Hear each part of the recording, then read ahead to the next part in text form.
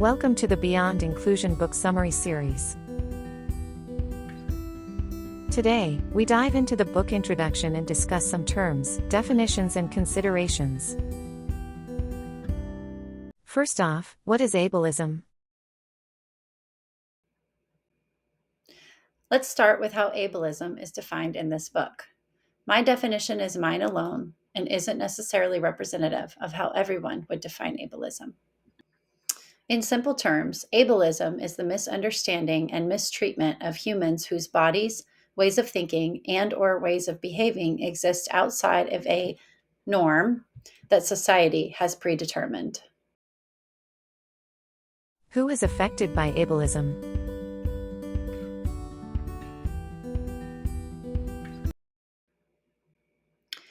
Ableism affects disabled people, but a person does not have to have an identified disability or identify as disabled to experience ableism.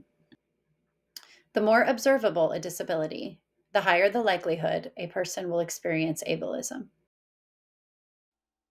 What does the term disability mean in this book?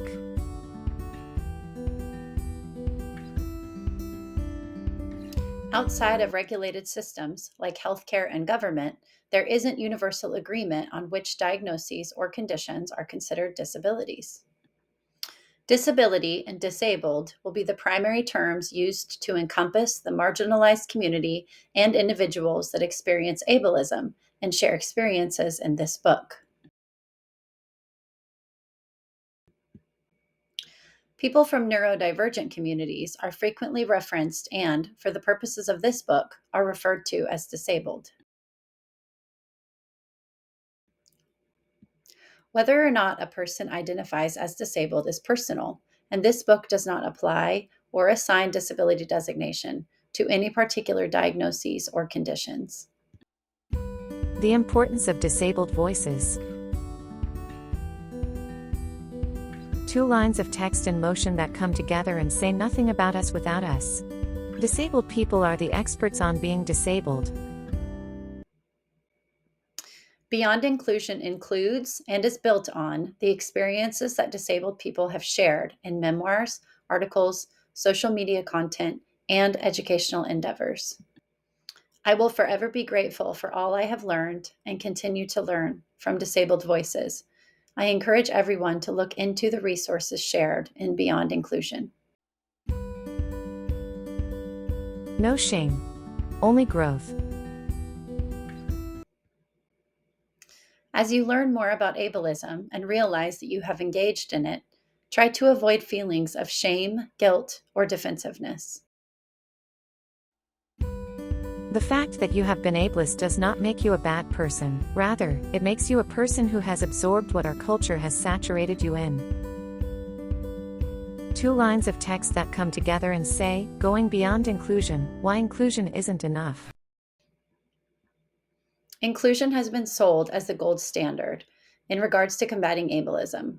In my opinion, though, inclusion is the bare minimum.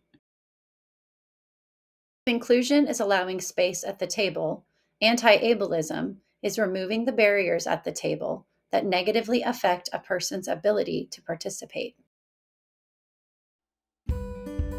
This book asks you to do personal work to confront your own biases and misconceptions. You will be well positioned to empower any children in your care to become anti-ableist. In addition, Beyond Inclusion offers resources and discussion ideas that you can use to be explicit in anti-ableism efforts with your kids. This work is important work. It really matters. Thank you for making the commitment to go beyond inclusion and do the work to create change within yourself and, as a result, generationally through your children. A line of text appears on the screen in white and says thank you for watching. Multicolored circles appear near it. For more of my work, or to contact me, go to www.informdisability.com. Carrie Hahn is the author of Beyond Inclusion, How to Raise Anti-Ableist Kids, and the person behind Inform.